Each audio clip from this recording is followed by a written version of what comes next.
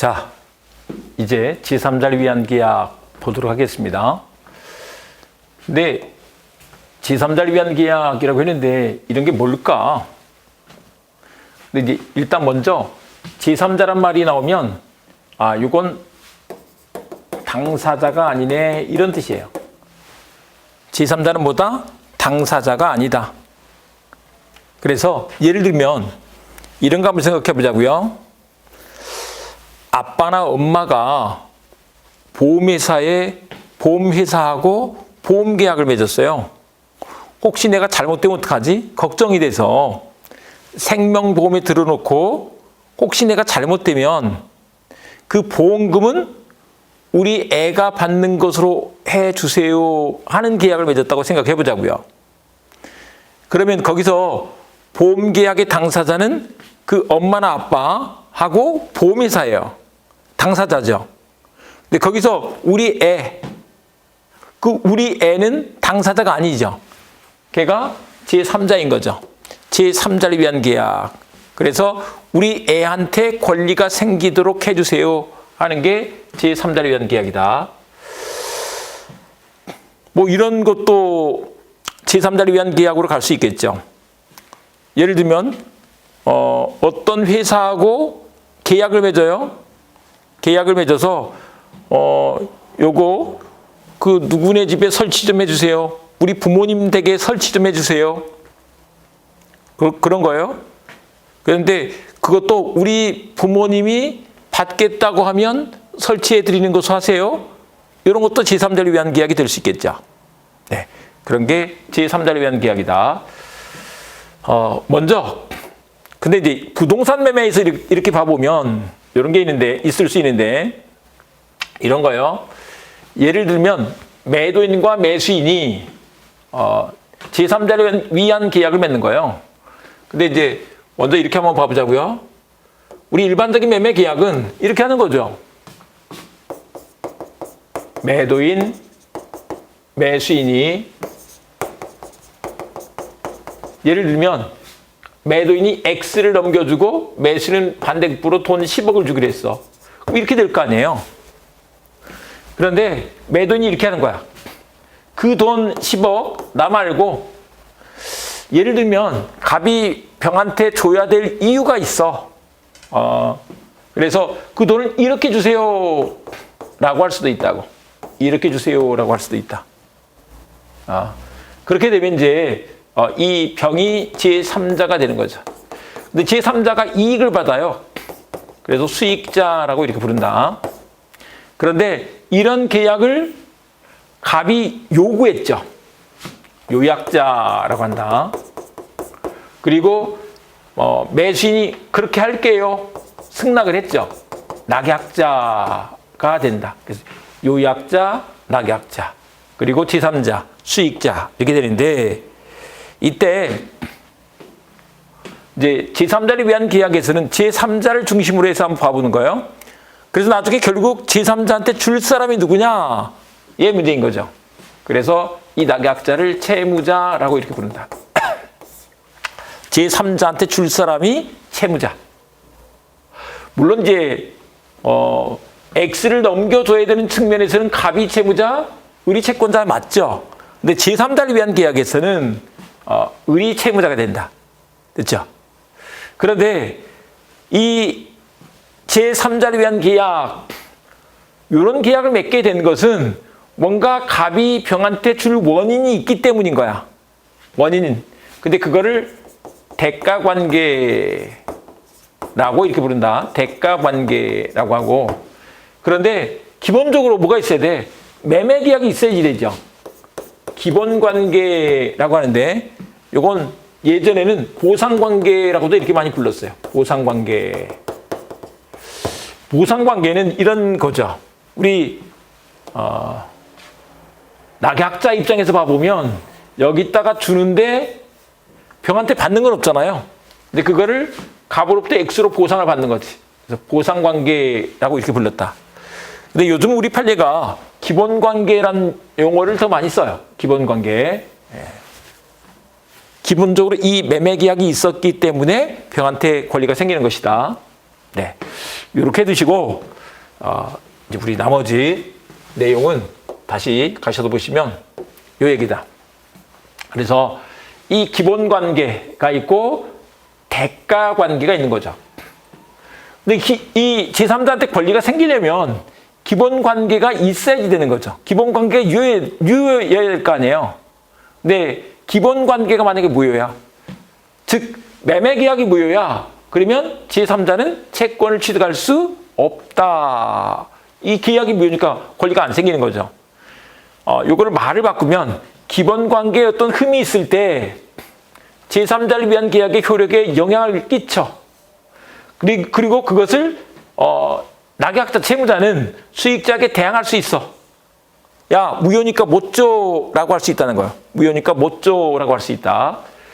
그런데 이 대가 관계, 요약자와 수익자 간의 관계, 이건 대가 관계인데 대가 관계는 영향을 미치지 않아. 대항할 수 없어. 이행 거절할 수 없어. 이렇게 해놨는데 이제 요거를 이렇게 한번 봐보자고요. 갑이 병한테 뭔가 줘야 될 이유가 있는 줄 알고 돈 빌린 게 있는 줄 알고 이런 제3자를 위한 계약을 맺었어. 그런데 알고 봤더니 그런 게 아니네. 대가 관계가 무효라도 낙약자는 제3자에게 대항할 수가 없어. 이제 이런 측면에서 한번 봐보세요. 이제 을 입장에서는 어쨌거나 이게 계약이 됐으니까 을이 병한테 주고 갑한테 X를 넘겨받으면 끝이잖아요. 근데 갑이 줄 일이 있는 줄 알고 이런 계약을 맺었는데 그런 게 없대. 그렇다고 해서 내가 X를 못 받으면 안 되겠잖아요. 그러니까 을은 주고 받으면 되는 거야. 이게 대항할 게 아니야. 야, 갑이 갑한테 연락이 왔어도 을은 병한테 줘야 돼. 대항할 수 없어. 이행 거절하면 안 돼. 또 한편 을이 병한테 주고 갑한테 X를 달라 그랬더니 갑이 을한테 야, 주지 말라 그랬잖아. 그런 말 하면 안 된다고. 이행 거절할 수 없다라고 한다. 다만 이제 이걸 받았으면 병은 나중에 갑한테 부당이득으로서 반환해주면 되지. 원래 받을 게 아닌데 받았으니까. 네, 요 얘기를 그냥 봐두시면 되고요. 근데 요게 이 표가 시험 문제로 많이 나오는데 헷갈려요. 그래서 제가 아예 암기법을 좀 만들었어요. 기본 관계는 제3자를 위한 계약에 효력에 영향을 미쳐. 기 동그라미. 그 다음에 대가 관계는 영향을 안 미쳐. 대가 관계는 영향을 안 미쳐. 대가 관계는 X야. 네. 요거를 또 길게 하면 잘 안 되니까 기동 대 X에서 쓰. 기동데스 이렇게 기억을 해두시면 좋겠다. 기동데스. 그러면 안 잊어버린다. 기동데스. 이게 문제가 사례 형식으로 나올 때도 있는데 갑을병 이렇게 사례 형식으로 나올 때도 있는데 이런 구조로 나오니까 이 두 개의 관계는 기본 관계. 근데 그게 기본 관계는 영향을 미치는 거야. 기동. 그리고 갑과 병 이렇게 나오면 이건 대가 관계. 이건 영향 안 미쳐. 이렇게 기억을 하시자고. 자, 요 정도 해두고 여기서 이걸 한번 봐보도록 하겠습니다. 제3자를 위한 계약 539조 조문을 한번 읽어보도록 하겠습니다. 시작.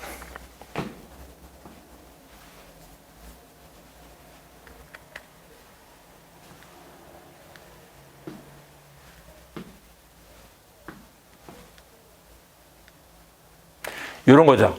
계약에 의하여 당사자 일방이 이 당사자 일방이 지금 낙약자가 되겠죠. 제3자에게 이행할 것을 약정한 때에는 그 제3자는 채무자에게 직접 그 이행을 청구할 수 있다. 즉 여기서 이게 이제 병한테 권리가 생기면 을한테 직접 달라고 청구할 수 있다. 이 말인 거죠. 주세요라고 할 수 있다. 그런데 여기서 1번에 달하는 게 원래 지금 여기서는 병한테 채권이 생기는 것을 얘기하고 있잖아요. 채권이 생기는 것을 얘기하는데 예를 들면 이런 것도 있을 수 있어요. 을이 만약에 병한테 돈을 10억 줄 게 있어. 근데 갑이 이렇게 계약을 하는 거죠. 야, 내가 너한테 X 줄 테니까 너 병한테 10억 받는 거 포기해. 채무 면제해. 하는 그런 약정. 이런 것도 유효하다라고 한다. 채무 면제 약정도 유효하다. 네, 이렇게 되고요. 이렇게 해서 권리가 생기면 제3자는 채무자한테 직접 이행을 청구할 수 있는 권리를 가지게 됐다는 것이다. 근데 이제 이 양은 밑에서 설명드릴 건데 이제 생각을 해보세요. 요건 뭔 얘기냐 그러면 갑과 을이 이런 계약을 맺었다고 해서 병한테 꼭 권리가 생겨야 되느냐 이 말이에요. 갑이 내가 받기도 싫은데 꼭 받아야 되는가 하는 문제가 있다고요. 선택권 인정해줘야지 맞지. 그래서 제3자의 권리는 제3자가 채무자한테 이렇게 하는 거. 병이 을한테 계약의 이익을 받을 의사를 표시한 때 요걸 수익의 의사 표시라고 한다. 수익의 의사 표시가 있었을 때 생긴다. 그런데 여기 밑줄을 다 그어놨잖아요. 굉장히 중요한 거예요. 수익의 의사 표시는 누구한테 한다고요? 제3자가 채무자가 낙약자라고요? 낙약자한테 해야지 돼. 그런데 그렇게 했더니 제3자를 위한 계약이 성립하는 게 아니고 권리가 생기는 거죠. 권리가 생겨. 그래서 권리 취득 요건, 권리 발생 요건이라고도 이렇게 합니다. 권리 발생 요건이다. 또는 권리 취득 요건이다. 이렇게 말을 한다고. 제3자를 위한 계약이 성립하는 게 아니야. 제3자를 위한 계약은 밑에 별도로 성립한다고요. 네, 됐죠? 이렇게 해두시고 내려가셔서 보시겠습니다. 근데 제3자를 위한 계약은 어떻게 성립하느냐? 이렇게 하는 거죠. 요약자와 낙약자가 기본관계 이용, 매매 계약을 맺은 거야. 그러면서 그 돈은 제3자한테 주자라는 약관을 붙인 거야. 이런 약정을 하는 거죠. 그랬을 때 된다. 그런데 그때 제3자를 위한 계약을 맺을 때 제3자가 현존 특정되어 있는 게 아니야. 있을 필요가 없어. 현존 특정되어 있지 않아도 돼. 태아나 설립 중의 법인 이런 경우를 위해서도 제3자를 위한 계약을 할 수 있다라고 한다. 근데 요 얘기를 잠깐 알고 가셔야 되는데 우리 사람이 어저께도 잠깐 공부했습니다만은 권리를 가지려면 권리 능력이 있어야 돼. 권리 능력이. 근데 권리 능력 그러면 거기에 자연인과 법인이 있는데 자연인은 사람이어야 된다고요. 출생에서 사망 시까지 권리 능력이 있어. 근데 출생 전에 태아는 권리 능력이 없죠. 권리를 가질 수가 없어. 근데 그래도 제3자를 위한 계약은 할 수 있어. 이런 뜻이에요. 다만 이제 나중에 수익의 의사 표시를 통해서 권리를 가지려면 그때는 이제 사람이 됐어야지 되는 거죠. 설립 중의 법인도 마찬가지야. 설립 중의 법인도 아직 법인이 안 됐죠. 하지만 제3자를 위한 계약을 할 수 있어. 근데 법인에게 나중에 그 권리가 생기려면 법인한테 법인이 설립된 후에 그때는 설립 등기가 돼야 됩니다. 설립 등기가 됐을 때 되는 것이다. 이렇게 된다는 거죠. 이렇게 받으시고 그 다음에 제3자를 위한 계약인지 여부가 문제되는 것이 있는데 변제 공탁 이런 것들 공부할 것입니다. 그건 나중에 공부할 거니까 그냥 지나갑니다. 타인을 위한 보험. 아까 우리 애를 위해서 그런 생명보험 들 수 있어. 그런 거. 그 다음에 채무자와 인수인 간의 병존적 채무인수. 이것도 우리 채권 총칙에서 공부를 할 거예요.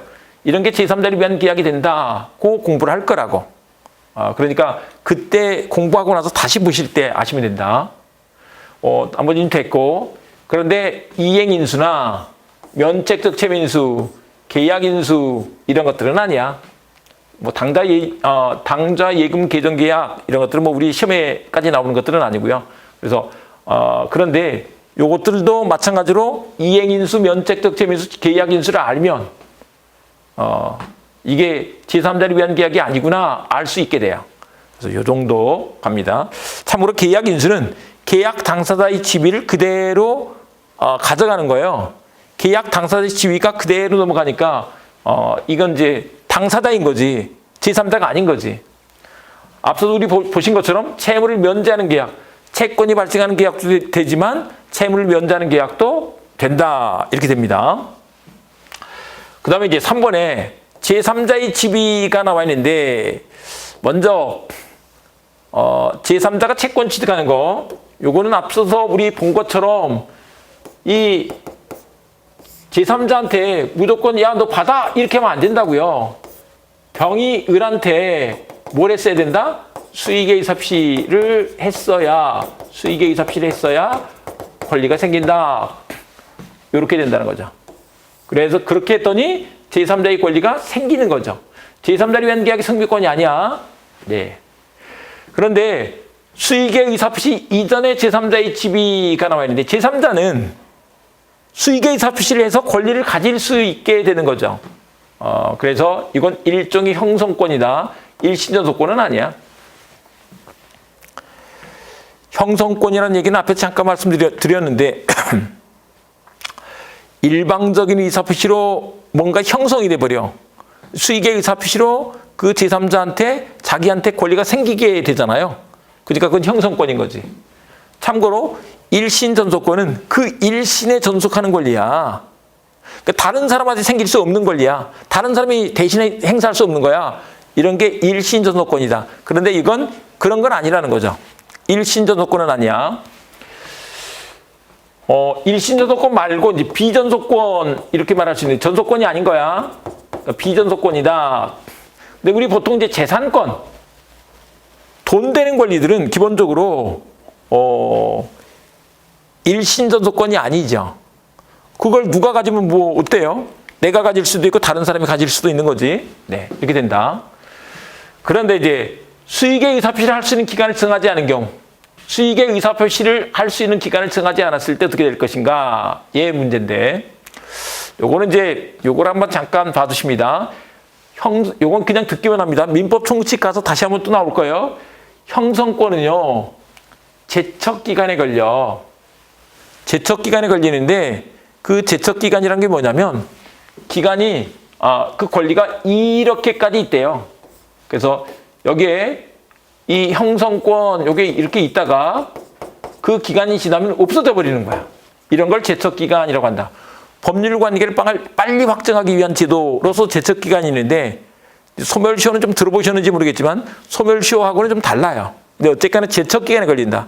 형성권은 모두 뭐에 걸린다? 제척기간, 형제가 되죠. 근데 이제 기간의 약정이 없는 형성권, 이거는 기본적으로 10년이라고 한다. 10년의 제척기간에 걸린다. 근데 이제 10년은 너무 길잖아요. 그래서 이거 도저히 못 기다리겠어. 그랬을 때 어떻게 되느냐. 이 경우에 낙약자는 제3자에게 최고는 독촉을 하는 거야. 독촉을 할 수 있다. 받을래요, 말래요? 빨리 말해주세요. 독촉하는 거야. 독촉이다. 독촉할 수 있고 확답을 받지 못하면 물어봤는데 답이 없어. 기본적으로 그러면 현상 유지를 하는 거야. 독촉했는데 답이 없네. 그러면 현상 유지가 된다. 거절한 것으로 본다. 거절해야지 안 생기는 거잖아요. 그래서 그 얘기를 540조가 써놨는데 540조 조문을 한번 읽어보십니다. 시작.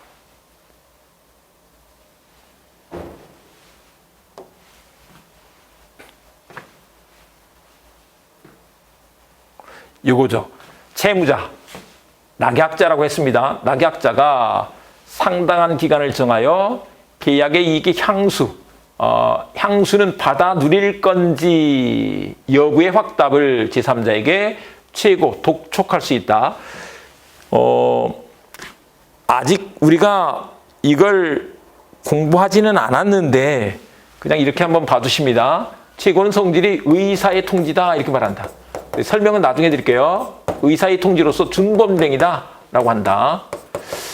법률행위란 얘기를 우리 이제 계약 얘기하면서 잠깐 말씀드렸는데 계약을 법률행위라고 한다고요? 그럼 준법률행위는 법률행위는 아닌 거죠. 근데 법률행위 준해서 다뤄주겠다 이런 거예요. 그 정도만 알아두시고 뜻은 나중에 또 좀 더 살펴보겠습니다. 그렇게 취고를 했는데 그 기간 내에 확답을 받지 못한 때 답이 없네. 그러면 현상 유지. 현상 유지는 그러니까 지금 권리가 없는 상태잖아요. 현상 유지가 되면 없어야 될 거 아니야. 그러려면 그걸 거절한 것으로 본다. 안 받을래요? 라고 말한 것으로 본다. 이렇게 답으로 정해놨죠. 법에다 이렇게 정해놨어. 어저께 잠깐 말씀드렸는데 권리 변동의 원인으로 법률행위가 있고 법률 규정이 있다 그랬어요. 근데 이게 준법률행위, 법률행위 아니라 그랬잖아요. 법률 규정으로 이렇게 정해놓은 거지. 거절한 것으로 본다. 네, 이렇게 말한다. 자, 이렇게 해두시고 그 다음에 이제 이거 한번 봐볼까요? 541조 여기는 잠깐 보고 가시면 그래서 제3자가 수익의 의사표시를 한 거예요. 그러면 권리가 생겼죠. 권리가 생겼는데 그거를 나중에 변경, 소멸시키면 안 되지. 권리는 힘이에요. 이익을 얻을 수 있는 힘이 있다고. 이익을 얻을 수 있는 권세가 있는데 그거를 변경, 소멸시킬 수 있으면 그건 권리가 아닌 거지. 변경 또는 소멸시키지 못한다. 한번 권리가 생겨버리고 나면 지들 마음대로 막 이러고 저러고 할 수 없다. 이런 얘기인 것이다. 이제 밑에서 좀 더 보도록 하겠습니다.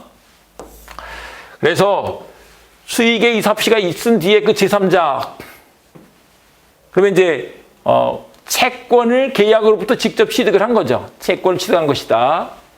근데 만약에 이제 채무자가 이행을 안 해줘. 그러면 채무가 이행되지 않아서 채무불이행으로 인한 손해배상 청구권 이런 게 생긴다. 그리고 그 권리가 생겼는데 권리를 변경 또는 소멸시키면 안 되지.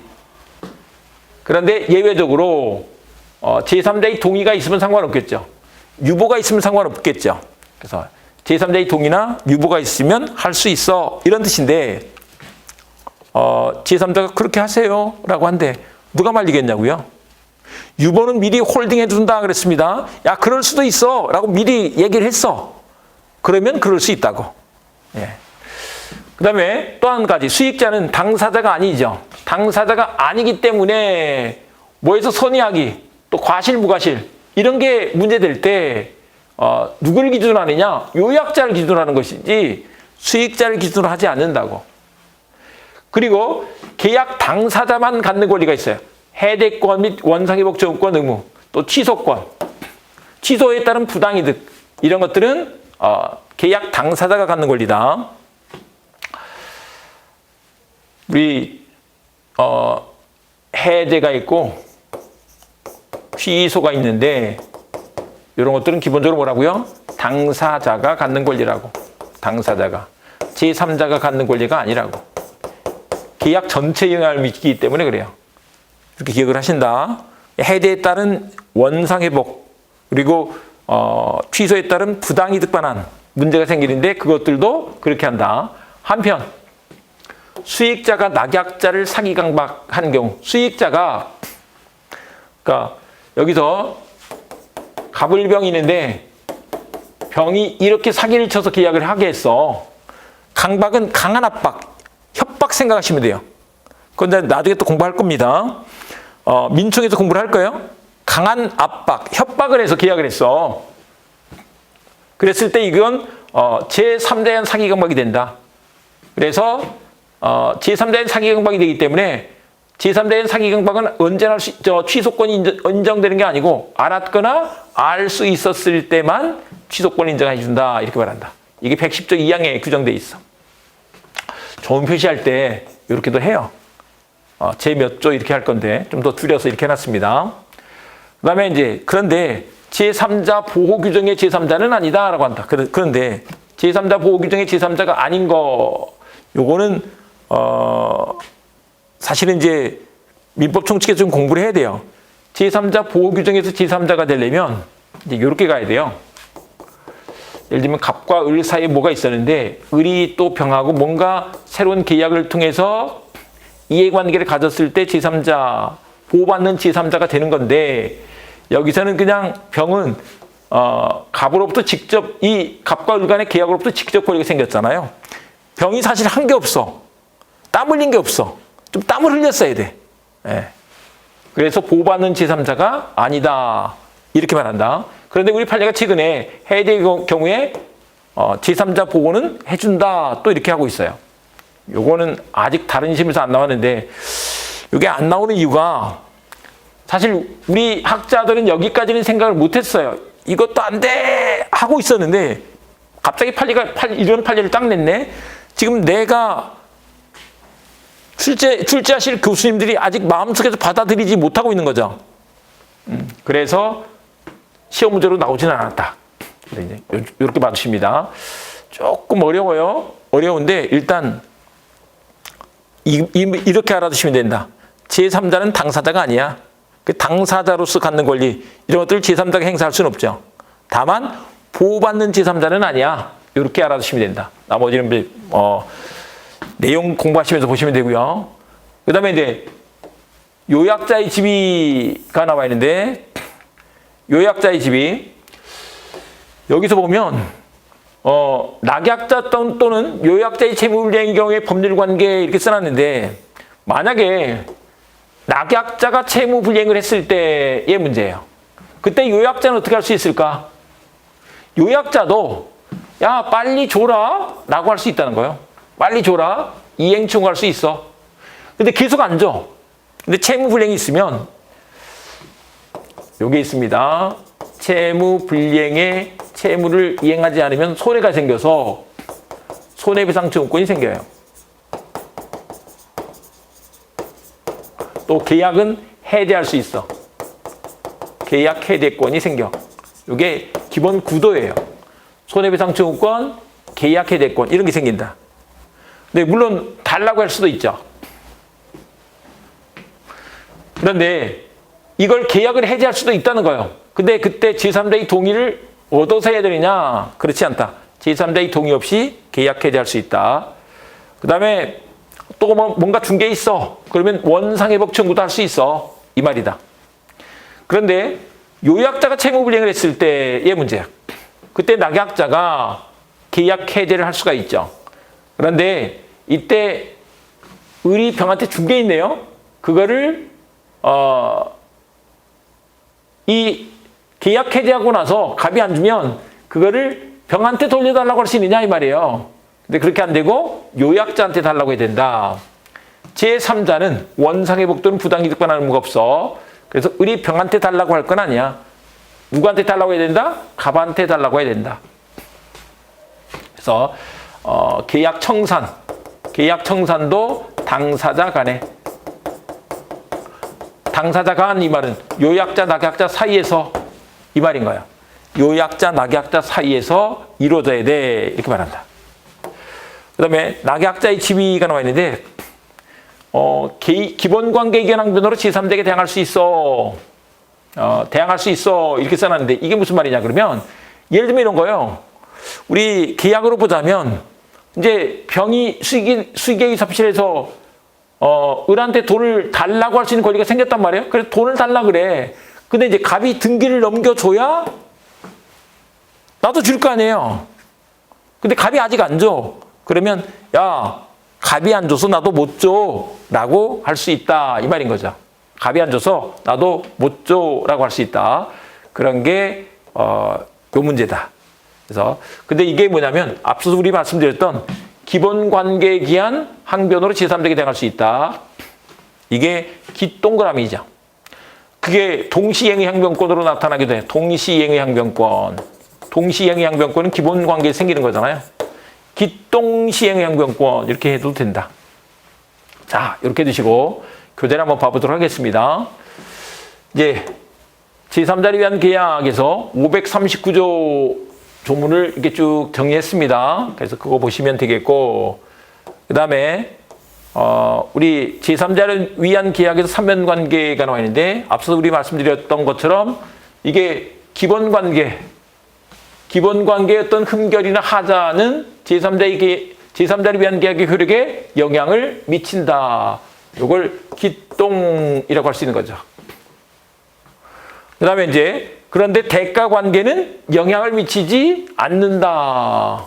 대가 관계는 영향을 미치지 않는다. 데스, 기동 데스 이렇게 된다. 요 판례 내용인데 보시면 제3자를 위한 계약에서 대가 관계의 의미가 나와 있는데 제3자를 위한 계약 체결의 원인이 된 요약자와 제3자 사이 법률 관계 이른바 이게 대가 관계죠. 제3자를 위한 계약 자체는 물론 그에 기한 요약자와 낙약자 사이 법률관계, 기본관계의 성립이나 효력에 영향을 미치지 아니하므로 이게 대가관계죠. 데스다. 낙약자는 요약자와 수익자 사이 법률관계에 기한 항변으로 수익자에게 대항하지 못하며 야, 너 받을 일 없다며 이런 말 못한다 이 말인 거죠. 그리고 요약자도 낙약자에게 부담하는 채무의 이행을 거부할 수 없다. 그래서 병이 을이 병한테 주고 나서 갑한테 달라 그랬더니 야 내가 주지 말라 그랬잖아. 그런 거 하면 안 된다고. 이행을 거부할 수 없다. 이렇게 말한다. 그 다음에 이제 성유요건에서 기본관계 유효 제3자 약관의 존재. 갑과 을 간의 기본관계가 유약에 있어야 되지. 그리고 제3자 약관이 있어야만 되는 거지. 네, 이렇게 하시고 제3자를 위한 계약인지 아닌지 하는 것들이 여기에 쭉 나와 있죠. 제3자를 위한 계약인지 아닌지 하는 것들이 쭉 나와 있다. 그래서 한번 보시고 그 다음에 이제 수익자의 특정인데 수익자는 계약 체결 당시에 꼭 현존하고 있어야 되는 것은 아니다. 꼭 있어야 되는 건 아니야. 그래서 태아나 설립중의 법인을 위한 제3자를 위한 계약도 가능하다. 다만 권리를 취득할 때는 수익의 삽시를 하면 권리가 생기죠. 근데 태어나기도 전인 태아는 그런 수익의 삽시를 할 수가 없죠. 수익의 의사표시를 할 수가 없다. 네. 그래서 요 말이 그 말이다. 수익의 의사표시를 할 때에는 제3자가 현존 특정되어야 한다. 이 말은 나중에 태어난 뒤에 해야 돼. 이 말인 것이다. 그 다음에 이제 법률 효과에서 수익자에 대한 효력, 수익자의 권리 취득이 나와 있는데 이게 수익의 의사표시. 수익의 의사표시는 이게 권리를 취득하기 위한 요건이다. 제3자를 위한 계약의 성요건이 아니죠. 그리고 수익의 의사표시는 수익자가 낙약자한테 해야지 되죠. 그리고 미성년자도 단독으로 할 수가 있어. 네, 요거는 잠깐 한번 좀 말씀을 드리고 가자면 미성년자가 계약을 할 때는 법령이라 할 때는 부모가 법정 대리인이 되는데 법정 대리인의 동의를 받고 해야 된다. 그런데 권리만을 얻거나 의무만을 면하는 행위는 단독으로 할 수 있어. 권리만을 얻는 것은 단독으로 할 수 있다고요. 미성년자가 여기서는 지금 권리만 얻고 있죠. 그래서 단독으로 할 수 있다. 이렇게 말한다.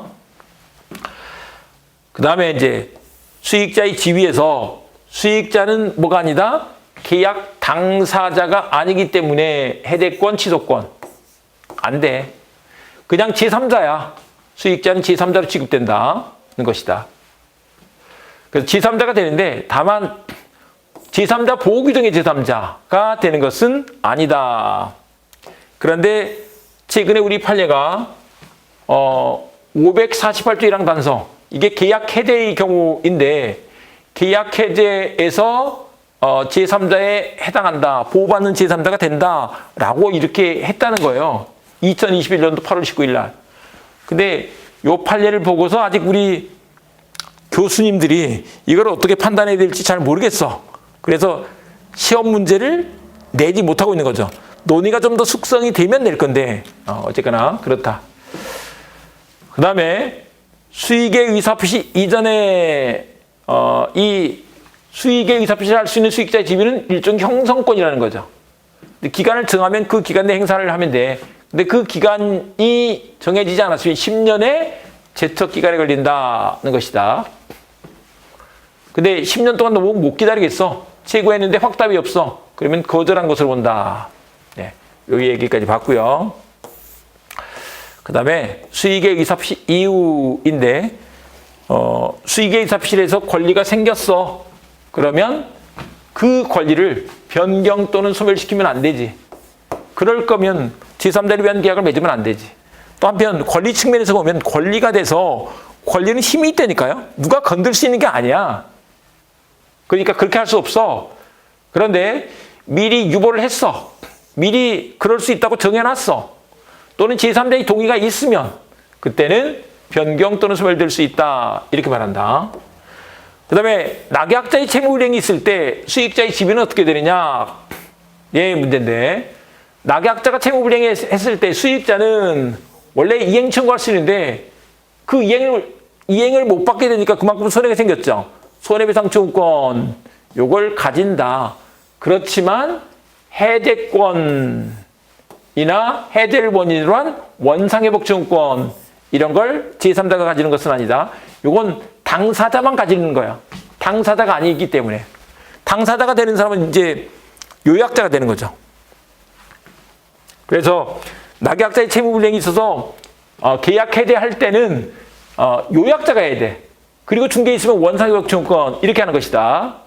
그래서 계약관계 청산은 계약 당사자 사이에서 이루어져야 된다. 그 당사자가 낙약자, 요약자가 되는 거죠. 그래서 만약에 제3자한테 뭔가 줬는데 그거를 나중에 예를 들면 낙약자가 계약 해제하고 나서 원상회복 또는 부당이득 반환 청구를 제3자를 상대로 청구할 수 있는 것은 아니다. 이렇게 된다는 거죠. 자, 요걸 좀 더 정리를 해봤는데 제3자를 위한 계약에서 수익자의 법적 지위, 수익자는 이 사람이 당사자가 아니기 때문에 해제권이나 원상회복청구권 이런 거 없어. 또 요약자가 계약을 해제했을 때 수익자는 낙약자에게 직접 그 이행을 청구할 수 있는데 이게 우리 낙약자가 이행을 하지 않으면 수익자는 이행을 청구할 수 있는데 요약자가 계약을 해제해버렸어. 그러면 이제 손해배상을 청구할 수도 있다 이 말인 거죠. 손해배상을 청구할 수 있다. 네, 이렇게 되겠습니다. 그 다음에 요약자에 대한 효력이 나와 있는데 제3자가 취득한 권리에 대한 요약자의 지위.